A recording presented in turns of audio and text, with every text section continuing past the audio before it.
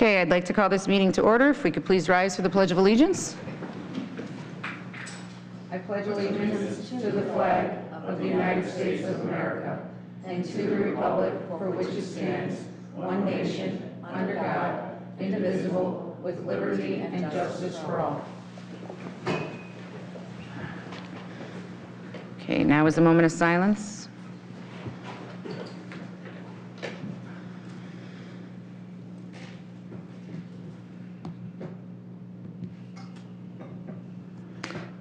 Thank you. Madam Clerk, will you please call the roll?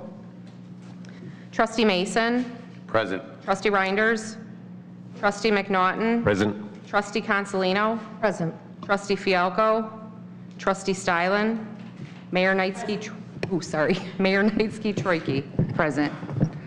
Next on the agenda is community recognition. We don't have anything on the agenda today, but I did want to recognize two unknown residents. I don't know their name at this time, but I thought it was very important to recognize two residents who live off of Lakeview Drive.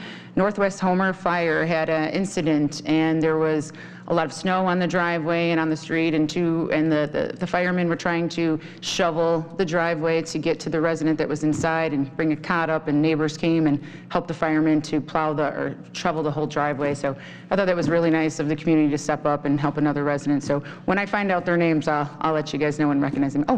I can give you their names. Oh, okay. Perfect. Well, you got some great neighbors. Thank you. What are their names? Doug Massey and Tyler Massey. Well, there you go. Tell them we said thank you. I will. All right. Is there any amendments to the agenda?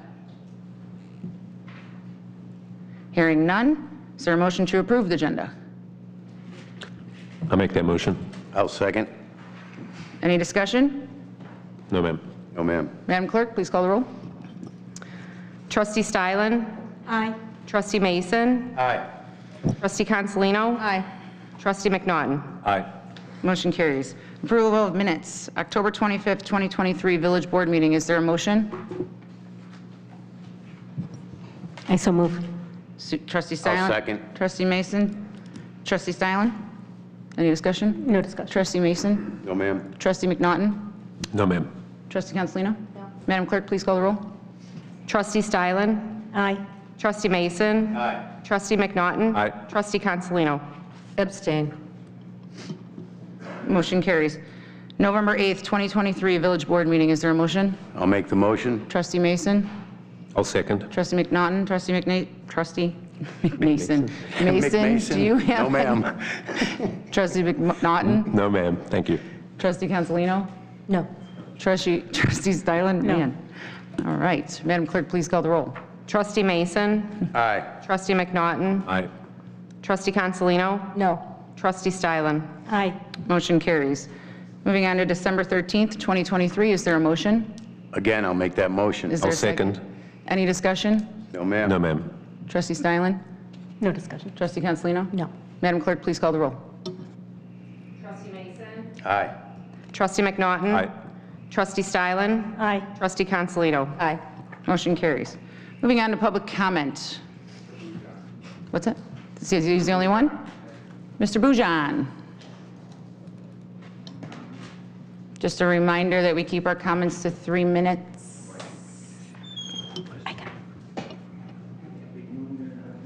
Happy New Year.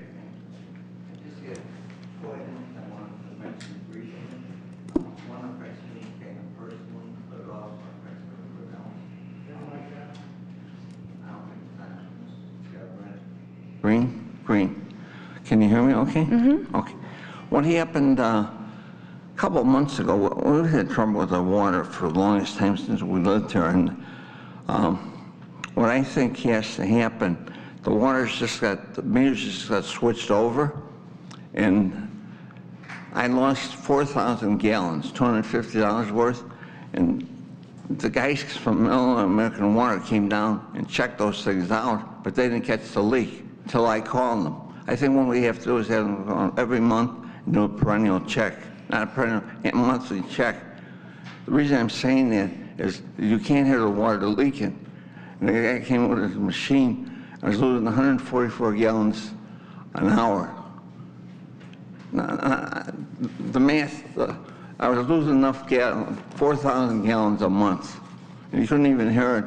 And I think it's part of their responsibility, not only for me as a senior citizen, or any of you, because you couldn't hear the water even leaking, right in the bathroom next to the TV set. And I don't know, they have to pass the amendment to, I don't know what the contract said, but it seems like the supplier of our water should be responsible for, they're only giving me $200 credit. I had to pay $800 to get the things put back in. And I'm talking to American Water, but I thought I should have brought out to you guys, let's all copies of the bills and everything. My next door neighbor put the things in for $800. He did a good job for me. So I just want to make you aware, there's not a problem so much even with the American Water being so high rated, but they don't even check. The wastewater is on us, as the homeowner. My toilets, but I'm 81 years old, I'm not a plumber. I couldn't, he came in with, and I had him come back later after I was done the check, he said everything's okay now. So that's one thing. The second thing was about recycling. Soda pop bottles, and Coca-Cola started the 1st of January, nationwide recycling. But the village has to make the people, not make them, but pass an ordinance of some kind to recycle here in Homer Glen. I can recycle over in Orland, Binny's, and these little glass bottles, the 6.5 glass bottles from Coca-Cola or from 7-Up, you can recycle them 17 times, save a lot of money. Recycling. So I just want to bring those two things up, and that's, the ball's in your court, what you want to do about it. Okay? Mr. Bijan, if you don't mind, I just have a question for you. Did you say that the leak occurred after they changed out your meter? Yes. Would you mind bringing me a copy of your water bill? I sent it to you. I gave Jean is that the copies one? of- Okay. Yeah, I gave I didn't know if copies. that was the same one. Yeah, they came in January and changed it, then I'm sorry, they came in and changed it in October, and then again, November, they changed it. So the guy, I don't know what he's looking at, he just comes in and changes the meter down by the sump pump, but the water leak was on the first floor by the toilet, first floor, half bath on the first floor. And the second floor, we have a full shower in the one room. That one was okay, but the second one was leaking from the first floor down to the bottom. We had a lot of work done over the years, but I've spent thousands of dollars over the years. I understand. And what I was suggesting, just part of the contract with Illinois American Water, since they're a supplier, they should be responsible for a check every month to come out there. So we're not responsible checking our own inside toilets. We're not plumbers. It's like asking people to do the painting themselves. Well, you know what I'm trying to say. Right. And then on your second comment about your recycling, Trustee Consolino is the chairman of the Environment Committee. You might want to stop over at their committee meeting. Who is that now? Trustee Consolino. Oh, okay, I'll talk to you. Thank you very much. You're welcome. Okay, moving on to reports and communications from President and the other officers. Mr. Village Manager Joe Baber. Thank you, Mayor and Trustees. First off, I want to just say that the Public Works and Parks Department did a commendable job in clearing the roads this past snow event, made them safe for travel. They were working as efficiently as they possibly could. This event proved to be challenging for them for a couple reasons.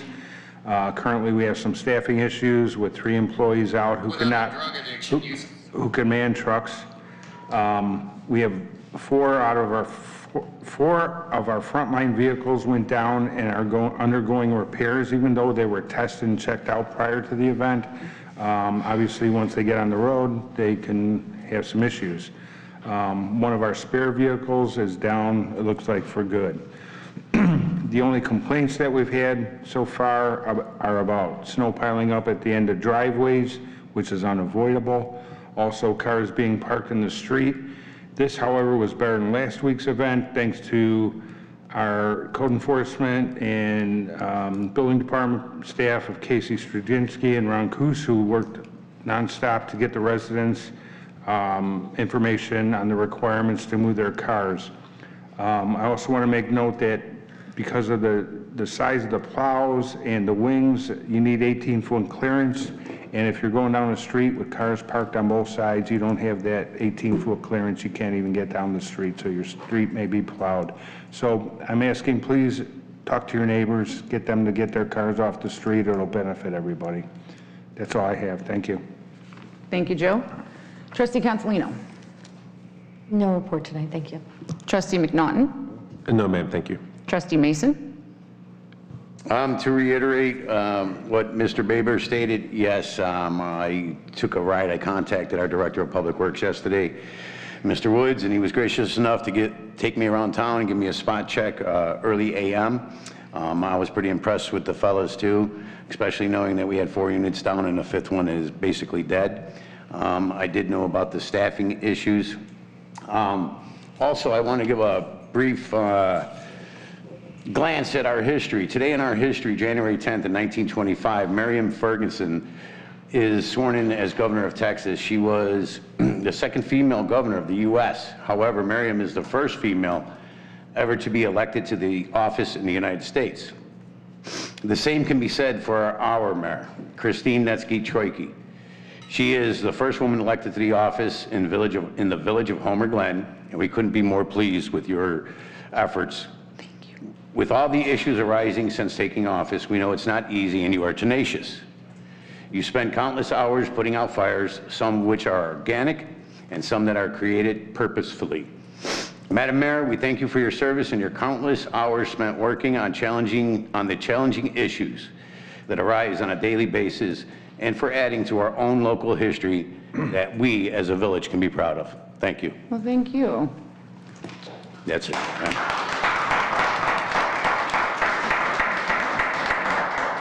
Thank you. Trustee Stylen? Thank you. That was very nice. I agree. Okay, reporting on January 2nd, Village Manager Joe Baber and I attended the Will County Public Works and Transportation Committee meeting. The subject of the meeting of the 143rd expansion was not on the agenda, but it had been promoted to our residents. But public comments were allowed, and I was able to express that the residents of this village do not support the current widening plan. I believe we would support 3 lanes and additional traffic control measures. Township Trustee Angel Shake also spoke and read a statement from our village trustee Dan Fielko. As a board, we have not discussed this publicly, though I do believe most of us agree. I would like us as a village to take some more formal action, and I believe our village manager has drafted a letter. And for the Community Development Committee, we will be meeting tomorrow, and our discussions will involve the events and event calendar for 2024, along with reviewing our sponsorship program. Thank you. Thank you, Trustee Stylen. Village Attorney? Hello, yes, I do have a report. However, it is regarding matters that may lead to litigation, so I'm going to reserve that for executive session. Thank you. Public safety officials? Okay. All right, then that's me. Weather this weekend, just check on your neighbors and the elderly. It's going to be pretty rough, I hear, on Friday. So just check on the seniors, make sure they're okay, or if they need help shoveling their driveway. I've got some kids that live in my house that need some things to do, so I'm always happy to send them over. And that's one thing. The other thing is Trustee Stylen took part of my report, which I thank you for. But Joe did send out a letter to the county letting them know that us as a board would like to stop the expansion on 143rd to the 4 lanes with the turn lane in the middle, but we would like the 1 turn lane in the middle. So that was done. You're right, Mr. Balich, yourself, Dan Fielko, Trustee Fielko, I believe Angel Shake, Vicky Bozen, they were all there in support of the same matter. My Ability Awareness Committee was canceled yesterday. We were just a little worried about the roads, so we just canceled that meeting. I am challenging the village staff for the month of February. It's called Planket for a Blanket. So for every minute that our staff, and me and Mr. Westcott did a trial run today, it was rough, I'll tell you that. But for every minute that our village staff does a plank for every day for the month of February, we will donate, it will be roughly $1,500 to Shriners, and they're gonna give us 7 blankets, and then Mr. Woods offered to join in on that. I think we're gonna have a challenge ourselves to see who can do the longest plank. Just some little fun things for the village to kind of keep our new bond that we got going on here. So that's one thing we're doing. And then last and not least, I wanted to give a brief update on what took place over this weekend on Saturday and Sunday at the Megaplex in Bell Road. So today we met with The whole room was full. We met with a representative from the school district. We met with the Will County Sheriffs, the fire department, Joe Baber, myself, the representative from Megaplex, and from Attack Volleyball. So as Saturday occurred, the village was unaware of this tournament that they were having. Roughly, it was estimated to be roughly about 1,000 people that were there. We had to step in because there were some traffic issues, parking issues. It was complete chaos. So we all attended, and we went to the Megaplex, and we asked them to come up with a better plan for Sunday. So what happened on Sunday was we put stipulations in place. So I don't know if anybody understands volleyball, but there's 10 courts, which means 4 teams on a court, and so forth. So we asked them to only have 5 courts instead of 10. We asked them to have a longer break in between. It was originally a half hour layover. We recommended a 2-hour layover between games. We told them they needed more shuttling. They couldn't have anyone parking in the lot unless it was employees or handicap and gym goers.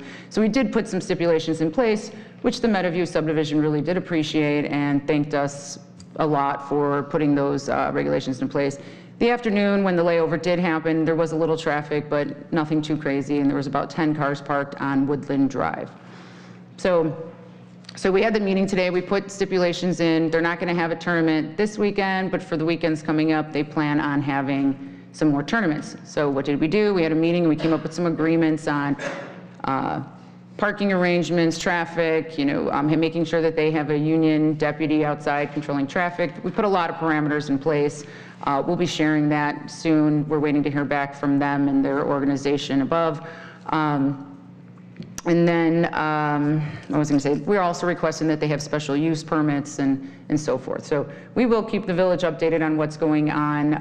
And we agreed that we're going to put no event parking signs on Woodland Drive and on Bell Road. We're going to have no parking on Bell Road and no event parking on Woodland Drive. I would like to have a sign that says no walking up and down Bell Road, but unfortunately you can't do that either. So that's just an update. Joe, do you have anything to add to that for right now? No? Not really. Pretty much covered it? Yeah, pretty much. Yeah, there's a lot that I kind of left out, but there was a lot that we talked about today. We're going to be requiring them to do a special event permit for each of these events that they have there now, just so we're better informed. This kind of just, nobody really knew the degree of what this event was going to entail. They had anywhere from 800 to 1,000 people there, is my understanding. We do have the ability with our ordinances to limit the amount of parking on Woodland and Badger. So we're looking at signage going up there for this type of thing. I've reached out to Will County and talked to them, as well as the issues on Bell Road, and we're going to be evaluating that as well. Just to follow up with that too, just so everybody knows, because I know there's some things going on Facebook and assumptions and rumors being spread, but the first traffic complaint was made at 7:37 in the morning, and that was on 151st and Bell Road, so not too close to the Megaplex, but close enough. There was one 911 call that was made at 1:16. That's all that the police can see for right now. Officers never left the Bell Road until right before the event was over. Others did call the non-emergency numbers to find out what was going on and to make some complaints, but I just wanted to give an update on that. Okay, moving on. Consent agenda. Consider for approval the accounts payable for the period of December 15th, 23 through January 11th, 24 in the amount of $1,458,985.70. Is there a motion? So moved. Trustee Consolino, is there a second? I'll second. Trustee Mason. Madam Clerk, please call the roll. Trustee Consolino? Aye. Trustee Mason? Aye. Trustee Stylen? Aye. Trustee McNaughton? Aye. Motion carries. Moving on to legislation and action items. Consider for approval payment of Village of Homer Glen's October legal bills from Peterson, Johnson, and Murray in the amount of $10,831. Is there a motion? I'll make that motion. And I'll second. Trustee McNaughton? No, ma'am. Trustee Mason? No, ma'am. Trustee Stylen? No. Trustee Consolino? Yes, I thought that we weren't going to be doing any more. 2 meetings ago, you had stated to Mr. Fialco that we were no longer going to be paying for anything to do with Homer Township dissolution. We're not. That was removed from the bill. Okay, there's one on the We other. had approximately $1,600 removed from the bill regarding that. Thank you. Was that all? Mm-hmm. Okay. Madam Clerk, please call the roll. Trustee McNaughton. Aye. Trustee Mason. Aye. Trustee Stylen. Aye. Trustee Consolino. No. Motion carries. Consider for approval payment of Village of Homer Glen's November legal bills for Peterson, Johnson, and Murray in the amounts of $6,840.50. I'll make the motion. Trustee Mason, I'll second. Trustee McNaughton, Trustee Mason, No, ma'am. Trustee McNaughton, No, ma'am. Trustee Consolino, No. Trustee Stylen. No. Madam Clerk, please call the roll. Trustee Mason. Aye. Trustee McNaughton. Aye. Trustee Consolino. Trustee Stylen. Aye. Motion carries. Consider for approval an ordinance approving the extension of Ordinance 23-005 that granted 1, a special use permit for a major amendment to the McDonald's Plan Unit Development, PUD, the certain exceptions, and 2, a site plan for certain real property commonly known as 14298 South Bell Road, Homer Glen, Illinois. McDonald's Corporation and Franchise Realty Investment Trust, Illinois, and Maryland Corporation, case number HG2223PUD. Is there a motion? I so move. Trustee Stylen, is there a second? I'll second. Trustee Mason. Trustee Stylen, you have the floor. Thank you. Might be a little bit lengthy. I spent a lot of time reviewing and researching this item. My understanding is the McDonald's Corporation is here seeking an extension on an ordinance approved in January of 2023, granting a special use permit for a major amendment to the McDonald's planned unit development with certain exceptions. 3 of our current board members, Trustee Consolino, Trustee Fialco, and Trustee Reinders, voted to approve the ordinance against the Plan Commission's recommendation. I believe I would have supported the Plan Commission's recommendation, so I had a discussion with our Planning and Zoning Director, a Plan Commission member, and I viewed and listened to the recording of the meeting from January 25th, 2023. I'm appreciative for the opportunity to listen to this discussion that took place. Trustee Fialco raised some very good questions, and I believe the trustees voted the way that they did because they felt for the business that was being impacted by a government project. And there were 2 other occasions where non-conforming signage was granted exceptions because of a roadway project. If it were not approved, this ordinance, because I don't agree with the exemptions, it would create problems for any other future petitioner that has exemptions or variances in their extension application. Further, my understanding is that McDonald's Corporation received some compensation for taking of some property. Whether any compensation was shared with the franchisee, I don't know. I do believe that the property is more valuable now that the gas station is gone because the property is now on a corner of a prime intersection in the village, so some future gains are likely. The non-conforming sign is at least 28 years old, maybe 30. When the sign ordinance was created, this was a sign that was in place before incorporation. I believe all the signs were originally supposed to come into conformance by 2026. That requirement was also removed by the previous board for a reason of difficulty of implementation. In the 2 occasions where exceptions for non-conforming signs were granted, both businesses did something to bring their sign into some compliance. Those businesses were Touch of Green and Aqua Pools. The current McDonald's sign is a very tall and high sign, and it does not fit in the desired character of the current business corridor. The village recently went through great lengths to protect our rural character by acquiring Hadley Parker roads, and I care deeply about our village image and character. I also care deeply about supporting our businesses. However, I also believe our businesses should respect the desires and ordinances of our village. McDonald's on their corporate website states, "We believe it's our responsibility to make our impact on this world a positive one.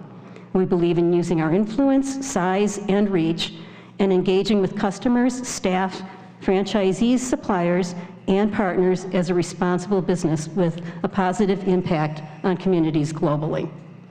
I think honoring our ordinances would be a very nice way to make a positive impact. Though this ordinance will not require replacing your non-conforming sign, I am hoping you reconsider and either do so now when you're in the process of making changes, or in the future. There was some financial gain involved in the roadway taking. I am told it's the franchise owner's responsibility to pay for a replacement sign. I think that McDonald's Corporation should help the franchise owner out. After all, the sign will be a commercial viewed by thousands of people every day. When people say, you can find 143rd Street, just look for the McDonald's and turn right, or it'll be referenced regularly. The village has a facade improvement program. I don't know how much funds are available. I hear in the grand scheme of things, it's not a lot, but with all the combined resources, I think a conforming replacement is possible. After all, I've seen improvements to the interior and exterior of this McDonald's over the last 28 years. And I'm just asking that you please reconsider the replacing of the non-conforming sign and respect the character of our community. Thank you. Thank you, Trustee Styling. Trustee Mason? No, ma'am. Trustee McNaughton? No, ma'am. Trustee Cancelino? No, thank you. Well, I have a couple questions. Trustee Styling? I just have a couple questions. So the McDonald's sign, right? Everyone knows that the McDonald's sign is tall and it's big. It's the big M, you know, like when my kids see it and they know it's McDonald's, which I wish they didn't see the sign, but you know, I mean, that's what McDonald's, that's their sign. That's where their sign is all across the road. What sign would be, what would make you happy if they had a sign? Are you talking about a short sign? Mainly the height. I think that they should really plan on doing whatever our sign ordinance requires for a sign along that business corridor to have. What is the sign? What's the sign height now? Oh, goodness. Sorry. It's here. It's in here. Hang on a second. 38 and a half feet. And what's our ordinance? 10. 10. Wow, that's a big leap. I mean, realistically, it is. I mean, I'm going to be honest. That's a big leap to ask McDonald's to come down that many feet. Well, every other business, you've got Arby's, you've got Wendy's, you've got I understand. other businesses that are along that corridor. I'm saying the sign is almost 30 years out. I'm not sure. I know it's at least 28. I mean, if I make an improvement to change my windows in my house, I have to come up to whatever the R factor is, or these are things that I think businesses should take into consideration. I'm not putting that condition on this, but I just, as a corporation, I think that you should consider the members of our community. And who in Homer Glen really doesn't know where McDonald's is? Do you really need to see that 30-foot sign in order to find a McDonald's?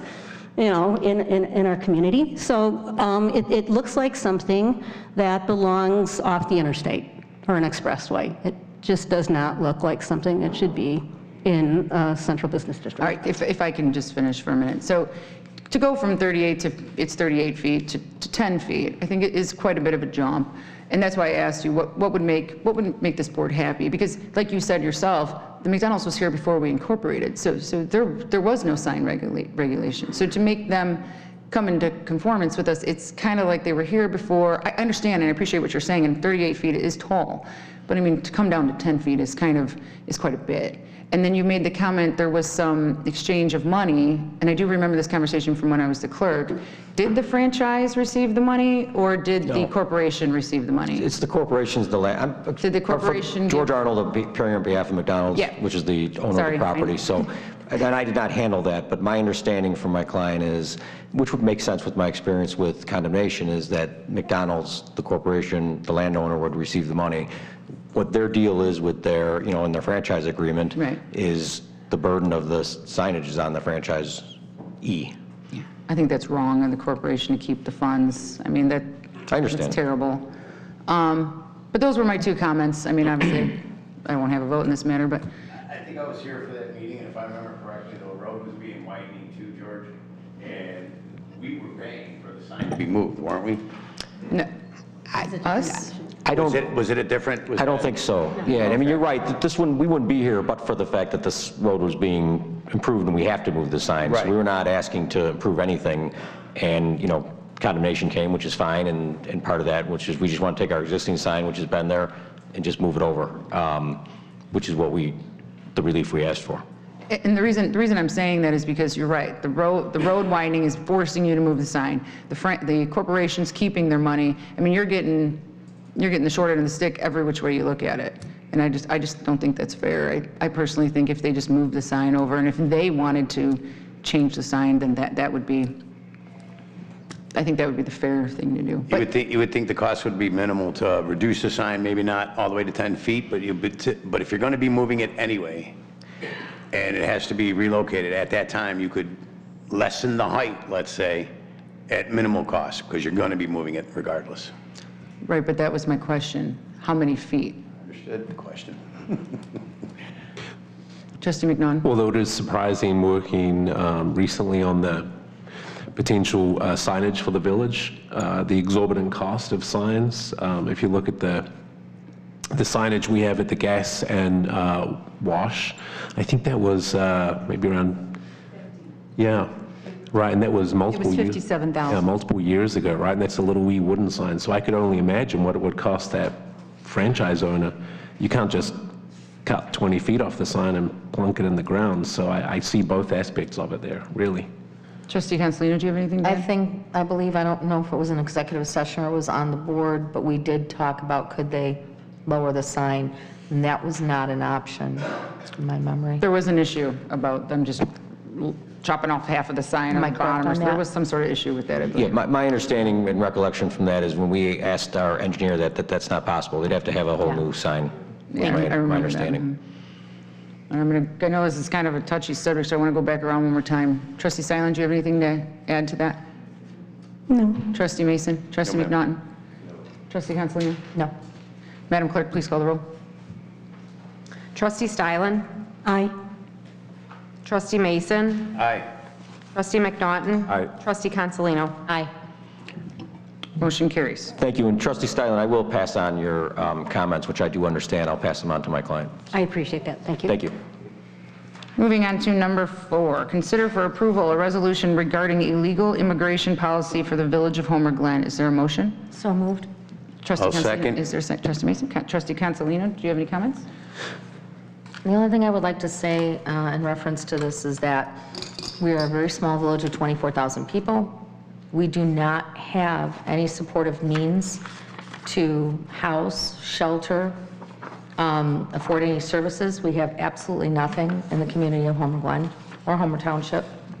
And considering that it's the dead of winter, we are already looking at this happening in other neighboring communities. I don't think that it would be a humane thing to permit anyone to be dropped off in this condition without us having anything to support them. So unless it's something that we're going to find money for and support later on down the road, I support coming up with a referendum. Thank you. Trustee Mason? Once I agree. Well, yay. For bottom line, we are not a sanctuary city. We don't have the resources. We do not have the hotels. We do not have a train station. It is inhumane to be dropping people, and I personally don't want our residents to have to pay for that. Trustee McNaughton?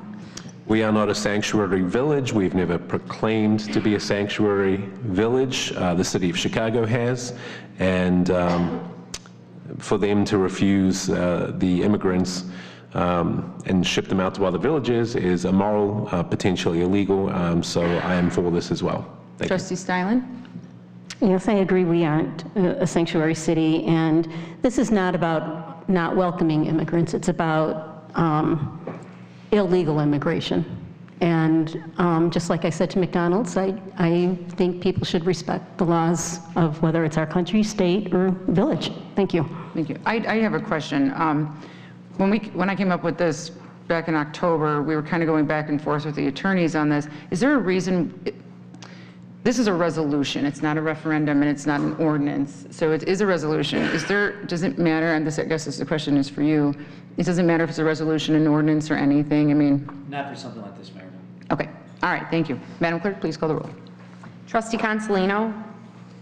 Aye. Trustee Mason? Aye. Trustee Stylen? Aye. Trustee McNaughton? Aye. Motion carries. Consider for approval an ordinance amending Chapter 5 of the Village Code of Ordinance relating to official minutes. Is there a motion? Is there a motion? So moved. Trustee Mason, is there a second? I'll second. Trustee McNaughton. Trustee Mason, do you have any comments? Nothing to add. Trustee McNaughton. No, thank you. Trustee Consolino. No. Trustee Stylen. I just have one question, and I'm sorry I didn't ask this beforehand.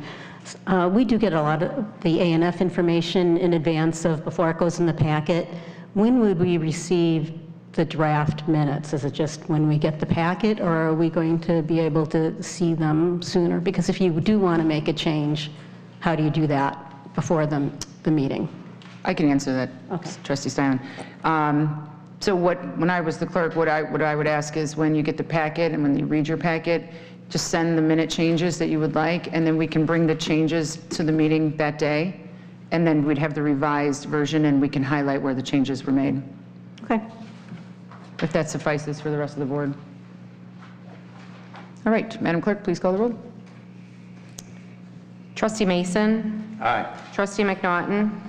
Aye. Trustee Stylen. Aye. Trustee Consolino. Abstain. Motion carries. All right, moving on to old business, discussion regarding the video fees for gaming. I'm going to hand this over to Gina and Jamie. Okay, well, really quick, I just want to go over something. And I think there was a little bit of confusion last time regarding the fees for the gaming. So what I wanted to explain is that there are two separate fees. So the first fee is the annual license fee per video gaming terminal. This is what we charge the businesses. And right now we are currently charging the businesses $500 per terminal or gaming device. So for example, Davidson's at the top, so that's $3,000. Per state statute, that fee is split 50-50 between the business and the gaming terminal operators, the ones that actually own the machines. So what I did is, if you see, so we are currently charging $500 per terminal. I know that when we talked, it was decided to raise it to $1,500 per terminal. So I put what that cost would be for each business. And then I put it middle $750 per terminal so you could see that as well. And then I just wanted to go over the second part. We also charge an annual terminal operator license fee. Now this fee goes only to the terminal operators. So like Excel Entertainment, Gold Rush Amusements, they actually are the ones that own these machines. So we charge them $1,000 per establishment location. So as you can see, so Excel Entertainment, they currently have 9 locations, which is $9,000. So if you wanted to raise it to $1,500 like you discussed, it would be $13,500. My suggestion would be even to raise it to $2,500 per establishment location, which is $22,500. And again, this fee does not affect any of the businesses. They do not get charged this. This is the terminal operators that actually own the machines. Okay, so I'm going to pause Gina right there for a second.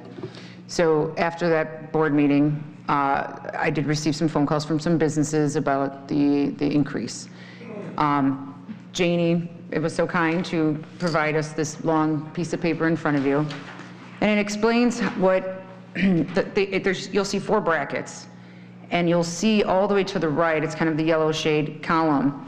That is, and I hope we can kind of keep that confidential, this is just staff doing crunching numbers based off the percentages and how things work by the state. But if you look all the way to the right, you'll see that that is what the licensed establishment, like the business, brings in their pocket for their proceeds. The second one is what the terminal operator receives. And then the last is the gaming board. And yeah, you're going to go all the way to the bottom and you're going to be like, well, who cares if we charge $1,500 per machine because they can afford it, right? But then you look at the top, you're really kind of taking away their profits, what they're really bringing in for those machines.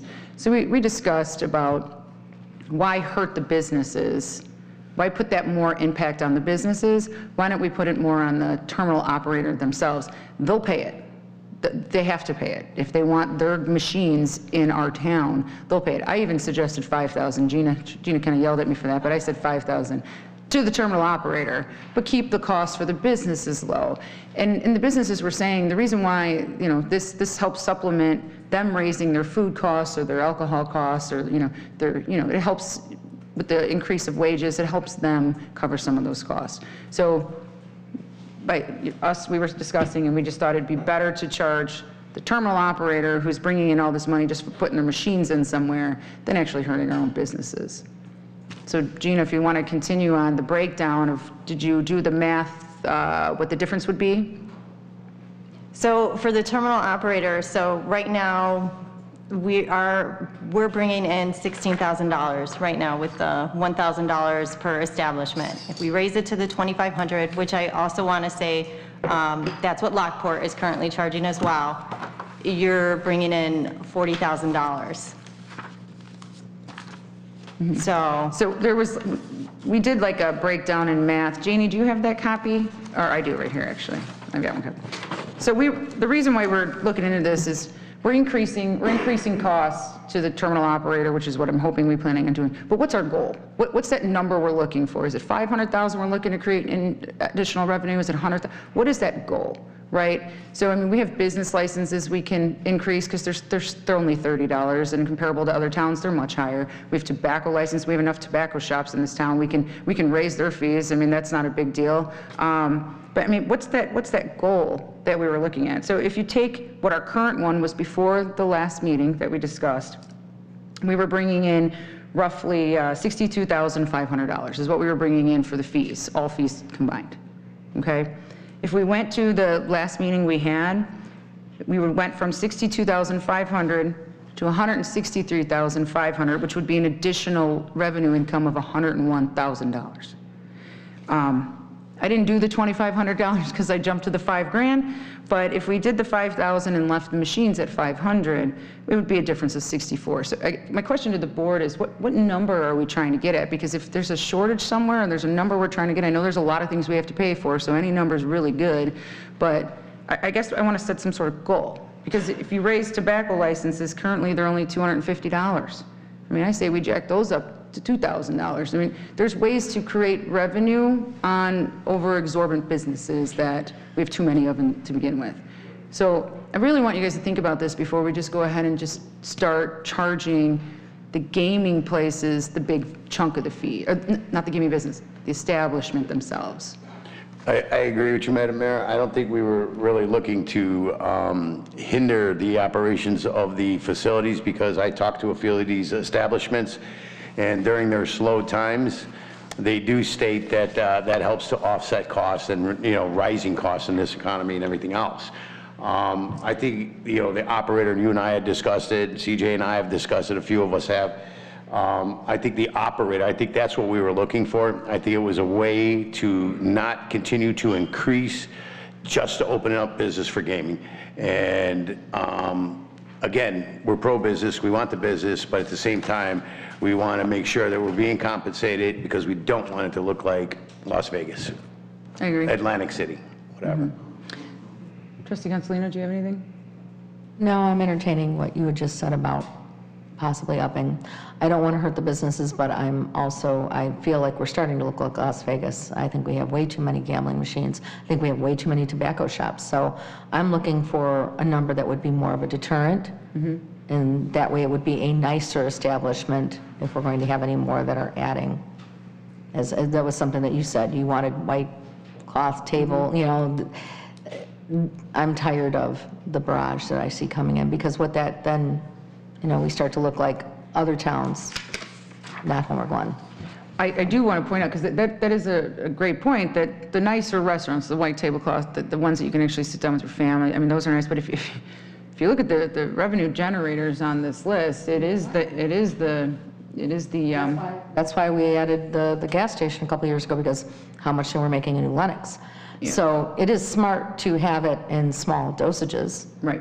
But I want the deterrent there so that there's not an abundance of machines or a bunch of all of our businesses. What's the point then if all the businesses have it? So we were starting to look into because we have more businesses that have gaming, if the businesses are losing money, and the answer was no, that the businesses are still doing okay for themselves, even though we're adding more businesses with licenses, with gaming. The other thing is, we looked into the state statute, and you can, Trustee Fialko brought up kind of like a quadrant thing, which I understood, but I felt like it was going to be impossible to do. But the board can decide, no, we don't want to increase because of the location or whatnot to a specific place, because you don't want to saturate one strip mall in itself. So we can make those decisions as they come. So the discussion here today is we just kind of have to give Gina some direction on how to move forward. So she's presented this beautiful little chart in front of us. My recommendation, Gina, can you go back to the one before? So we're currently charging $500 per terminal. We went from $500 to $1,500. As I stated at the last meeting, I thought $1,500 was a bit much for the business in itself. I'm okay with anywhere with sticking with the 500 or increasing it anywhere up to the 750. And then raising the terminal operator cost, as I said, from anywhere up from where we are to $5,000. So it's up to you guys on that number. Maybe the idea is to, instead of hitting them all at once, is maybe do it in increments. So again, to get back to Trustee Consolino's point, to offset customers or businesses that want to come here just for that reason.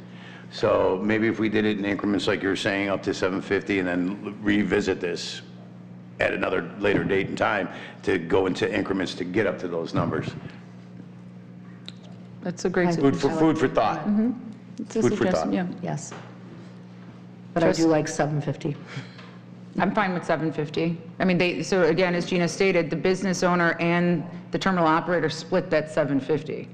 So if the total's 4,500, they split that cost. So the business would pay half and the terminal operator would pay half. That's a state statute. So Trustee McNaughton, do you have anything? Yeah, so we're only talking an additional $250, but it's split, right? So it's only $125 $250 per machine. per machine, right? But that's split. Yes. between the two, right? Okay, so that's minimal. It's not a deterrent, but it's more than the current. The terminal operator, right?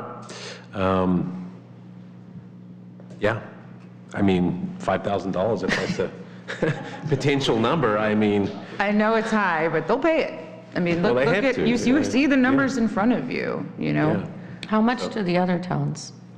Not Charge on bad. I think the highest is 2,500. But we don't want to be like. We other could make towns. near the bar. Well, maybe we need to lean on the operator, like you're I saying. mean, we can start off at 2,500 and review, or. Sorry to interrupt you. No. I look at these numbers, and the operator's the one that's walking away. It's not the business. So yes, we should increase the business maybe to the 750 and leave it there, but maybe we really need to visit the operating fees is That's where we what need we're to go. talking about. We're talking about Absolutely. both. So are we all in agreement with the 750 Yeah, per yes, terminal? I think that's Trustee 100 Stylen? Sure. Yeah, that's. Yeah, I just want to say that I pretty much agree with Trustee Consolino. I prefer the fees to be a deterrent rather than something that we look forward to getting revenue.